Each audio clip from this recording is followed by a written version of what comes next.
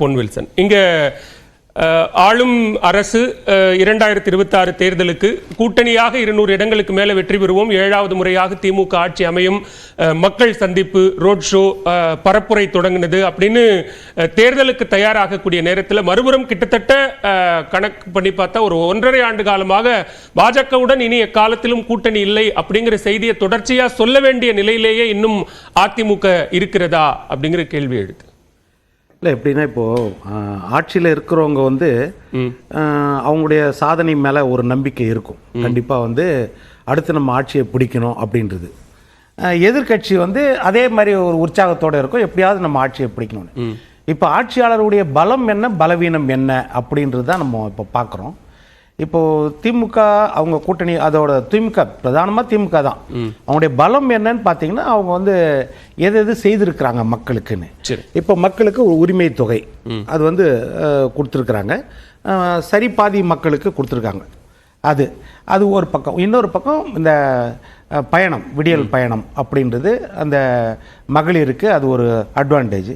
புதுமை பெண் திட்டம் அது கொடுத்துருக்காங்க, தமிழ் புதவன் திட்டம் அது கொடுத்துருக்காங்க. காலை உணவு தேர்தல் அறிக்கையில் சொல்லாதது, தேர்தல் அறிக்கையில் வந்து காலையில் ஒரு கிளாஸ் பால் சொல்லியிருந்தாங்க, அதுக்கு பதில் காலை உணவு திட்டம் கொண்டு வந்திருக்காங்க.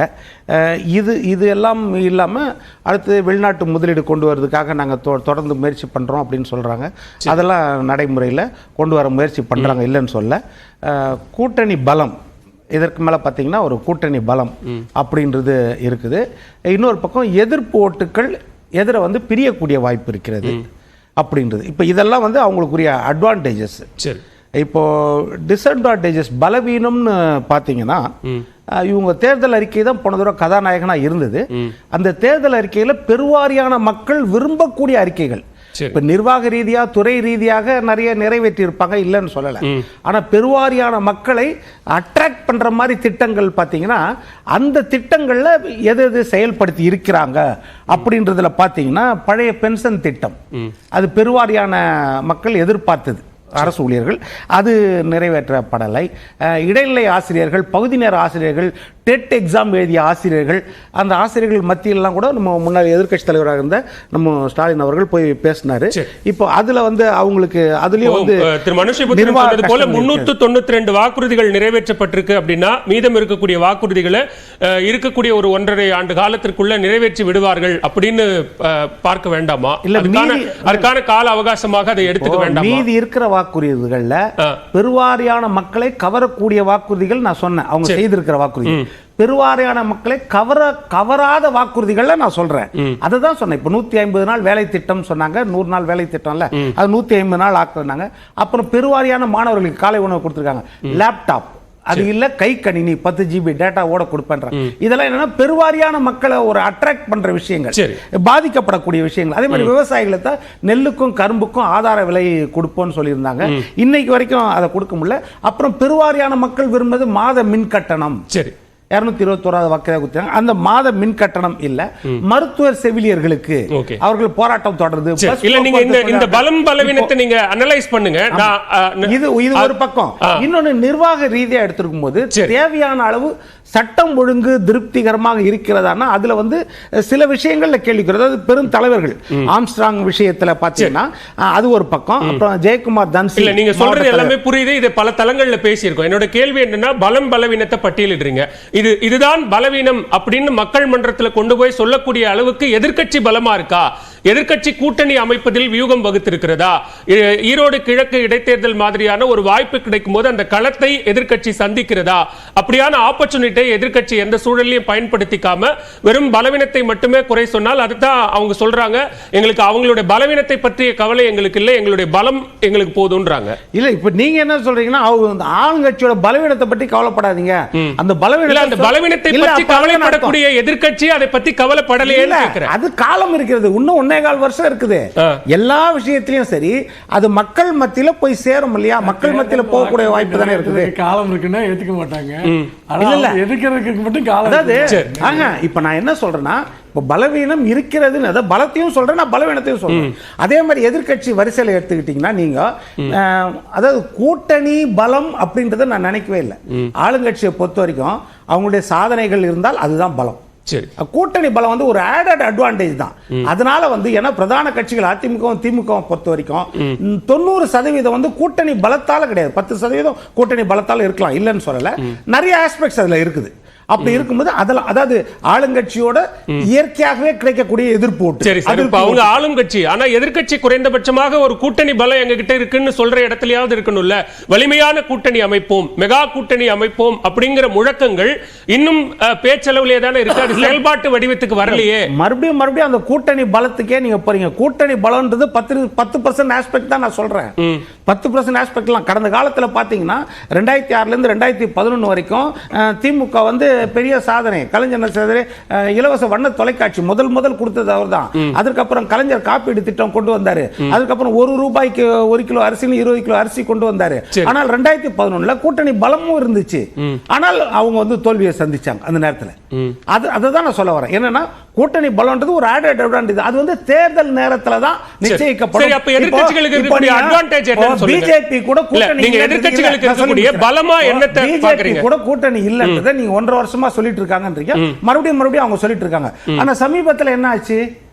நாங்க கூட்டணியில தான் இருக்கிறோம்னு கம்யூனிஸ்டுகளும் விடுதலை சிறுத்தைகளும் சொல்ல வேண்டிய சூழ்நிலை ஏற்பட்டுச்சா இல்லையா? ஒவ்வொரு கட்டத்தில் ஒவ்வொரு சூழ்நிலை ஏற்படும். ஆனா நிரந்தர கூட்டணி எந்த தேர்தல் நேரத்தில் தான் முடிவு பண்ணப்படும். எந்த கூட்டணியுமே தேர்தல் நேரத்தில் தான் முடிவு பண்ண முடியும். இப்போ வந்து என்னன்னா இன்டாக்டா இருக்கிறாங்க திமுக கூட்டணின்றது நிதர்சனமான உண்மை. தேர்தல் நேரத்தில் என்னன்னு தெரியாது அப்படின்றதான். இப்ப திமுக அதிமுக ஒன்னா சேராது, அதே மாதிரி காங்கிரஸ் பிஜேபி ஒன்னா சேராது, அதே மாதிரி மூன்றாவது கட்டத்தில் பாத்தீங்கன்னா அதிமுகவும் பிஜேபியும் ஒன்னா சேராதுன்றது அவங்க செயற்குழுவிலே கூடி முடிவெடுத்து அறிவிச்சிட்டாங்க. இப்ப பிஜேபி தான் வந்து முயற்சி பண்ணிட்டு இருக்காங்க. அது நிதர்சனமான உண்மை. பிஜேபியில் வந்து மேல் மட்டத்திலிருந்து கீழ்மட்டம் வரைக்கும் வந்து அதிமுக கூட்டணி வரணும், நம்மளுக்கு இருக்கணும் அப்படின்னு அவங்க முயற்சி பண்றாங்க, இல்லைன்னு சொல்லல. ஒருவேளை அவங்க தலைவர்களுக்குள்ள ஒரு போட்டி, தலைவர் நியமனத்தில் ஒரு போட்டியா கூட இருக்கலாம். ஆனா எல்லா மட்டத்திலையும் அவங்க பேசி கடைசியில் மோடி அவர்கள் பேசினாவது எடப்பாடி ஒத்து வருவாரா அந்த நிலைமைக்கு போவாங்க. அப்படி இல்ல அதிர்ச்சி வைத்தியம் ஏதாவது கொடுக்க முடியுமான்னு பார்ப்பாங்க. ஆனா அதையெல்லாம் கடந்து தான் வந்து எடப்பாடியார் வந்து தேர்தல் கூட்டணி பிஜேபி கூட இல்ல அப்படின்றது அப்படி அந்த தேர்தல் கூட்டணி இல்ல அப்படிங்கறத இன்னும் உடைச்சு சொல்ற மாதிரி பல்வேறு விவகாரங்கள்ல தொடர்ச்சியா தமிழ்நாட்டில் நடக்கக்கூடிய பல்வேறு அரசியல் விவகாரங்கள்ல மாநில அரசை விமர்சிக்கக்கூடிய எதிர்க்கட்சி தலைவர் அதிமுக பொதுச் செயலாளர் ஏன் மத்திய அரசை நோக்கி பாஜகவை நோக்கி ஒரு கேள்வியும் கேட்க மாட்டேங்கிறாரு? ஏன் எந்த விமர்சனங்களையும் வைக்க மாட்டேங்கிறாரு? அப்ப வைக்கலன்னா அது ஏதோ ரகசிய உறவுக்கான ஒரு காத்திருப்பா அது இருக்கா அப்படின்னு கேட்கிறாங்கல்ல, அந்த கேள்வி நியாயமானதா இருக்குல்ல? அவர் எல்லா விஷயத்திலுமே வந்து மத்திய அரசு எந்த இதனால, அதாவது மத்திய அரசு எடுத்துக்கிட்டீங்கன்னா அவங்க பிஜேபினாலும் காங்கிரஸ்னாலும் நம்மளுக்கு தேவையான நிதியை கொடுக்கறது இல்ல. ஒவ்வொரு முறையும் அவங்க ஏமாத்திட்டு தான் இருக்கிறாங்க. அவர் சொல்லதான் செய்யறாரு. அதே மாதிரி என்ன சொல்றேன்னா தேர்தல் நேரத்தில் முடிவு பண்ணும் பொழுது எந்த கட்சி எந்த சைடுல கூட்டணியில் வரும் அப்படின்றதே தெரியாது. இன்னொன்னா செயல்பாடுல இருக்காரு. ஒண்ணு வேணா ஒரு RSS கொடியை வந்து ஒருத்தர் துவக்கி வைக்கிறாருன்னா அவர் வந்து இவருடைய உற்ற தோழனா இருந்தா கூட சரி உடனே நீக்கி வைக்கிறாரு, ஒழுங்கு நடவடிக்கை எடுக்கிறாரு. அதற்கு பிறகு அது செயல்பாட்டில் காட்டுறாரா இல்லையா அதுதான் நம்ம பார்க்கணும். செயல்பாட்டில் என்ன நீங்க வாக்குறுதியில 100 நாள் வேலை உறுதி திட்டத்தை பத்தி சொன்னீங்க. அது தொடர்பா சில நாட்களுக்கு முன்னாடி எதிர்க்கட்சி தலைவர் அறிக்கை விடும்போது நிதியமைச்சர் தங்கம் தென்னரசு கேட்கிறாரு, இந்த விவகாரத்தில் மத்திய அரசு தானங்க முடிவெடுக்கணும், நீங்க ஏன் மத்திய அரசை நோக்கி கேள்வி கேட்கவே மாட்டேங்கிறீங்க? மத்திய அரசை ஏதாவது விமர்சிச்சாலே நீங்க ஏன் குறுக்க பாய்ந்து வந்து தடுக்கிறீங்க அப்படின்னு கேட்கிறாரு. அப்ப மத்திய அரசை நோக்கி ஒரு கேள்வி எதிர்க்கட்சி தலைவர் எழுப்புறது அப்படிங்கிறது தார்மீக அடிப்படையில் எழுப்ப வேண்டாமா? மத்திய அரசுக்கு இவங்க இணங்கி போறாங்க, அதனால எங்களுக்கு ஓட்டு போடுங்க, நாங்க தான் உரிமையை கேட்போம். 40 தொகுதியை நீங்க வாங்கி வச்சுட்டு இப்ப எடப்பாடி தான் கேட்கணும்னா அப்ப 40 எதுக்கு? அது கேள்வி வருமா இல்லையா? அப்ப என்ன சொல்றேன், உங்களுடைய உரிமைக்காக நீங்க நாடாளுமன்றத்தில் என்ன போராட்டம்? இன்றைக்கு இப்போ தலித், அதாவது தலித் கிறிஸ்தவர்களை அந்த தலித் பட்டியலில் சேர்க்கணும் அப்படின்னு கொடுத்தீங்க, மீனவர்களை பழங்குடியின பட்டியலில் சேர்க்கணும் அப்படின்னு கொடுத்தீங்க. இதுக்கெல்லாம் வந்து மத்திய அரசு கிட்ட என்ன போராட்டம் நம்ம ஏற்படுத்தி இருக்கிறோம்? இப்ப நீட் ரத்து கூட சரி என்ன போராட்டம் ஏற்படுத்தி இருக்கிறோம்? இப்ப நீட் ரத்து வந்து அவங்க என்னன்னா நம்ம வாயில பேசுனது தான் நம்ம சொல்றோம். தேர்தல் பிரச்சாரத்தில் வந்து நம்ம உதயநிதி ஸ்டாலின் ஆளுங்கட்சி மட்டும்தான் மத்திய அரசு நோக்கி கேள்வி கேட்கணும். அரசு அதாவது ராஜ்ய ரீதியிலான உறவாக மட்டும்தான் அது இருக்கணும், எதிர்க்கட்சியா அது கேட்க வேண்டிய அவசியம் இல்ல அப்படின்னு சொல்ல வரீங்களா? நடக்க போறது சட்டமன்ற தேர்தல் சார், இருக்கிறது மாநில கட்சி சார். நடக்க போறது சட்டமன்ற தேர்தல், நாடாளுமன்ற தேர்தலை நீங்க தோக்கடிச்சாச்சு. நடக்க போறது சட்டமன்ற தேர்தல். சட்டமன்ற தேர்தலில் நீங்க கொடுத்த தேர்தல் வாக்குறுதியை நிறைவேற்றிட்டாங்களான்றது தான் அது பிரதான மைய பொருளா வச்சு பேசுவாங்க. சரி, ஓகே, சுருக்கமா சொல்லிடுங்க, நான் வரணும். நாடாளுமன்றத்தில் என்ன போராட்டம் நடத்தினாங்கன்னு அவர் கேட்டுக்கிட்டு இருக்காரு. எதை எதிர்க்கல. இப்போ டங்ஸ்டன் சுரங்க திட்டம், அப்போ மாநிலங்களிடமிருந்து சுரங்கங்களை ஏலம் விடுகிற அந்த அதிகாரத்தை ஒன்றிய அரசு எடுத்துக்கொள்ளக்கூடிய சட்டத்தை கொண்டு வந்த போது அதிமுக அதை ஆதரித்து வாக்களித்தது. நாங்கள் அதை எதிர்த்தோம். ஒரே ஒரு உதாரணம். ஆனா இன்னைக்கு வந்து நாங்க போராட்டத்தில் நின்னோம், நாங்க வந்து பாத்தீங்கன்னா அப்படின்னு கிளைம் பண்றாங்க. எதுக்கு சொல்ல வர்றேன்னா, இந்த மாதிரி நான் 100 உதாரணங்கள் சொல்ல தயாரா இருக்கு. திமுக எதிர எல்லாம் போராடிச்சு, இவங்க எதிர எல்லாம் தமிழ்நாட்டு நாடுகளை காட்டி கொடுத்தாங்க. அதனால இதை பத்தி எல்லாம் பேசுறது அர்த்தமே கிடையாது.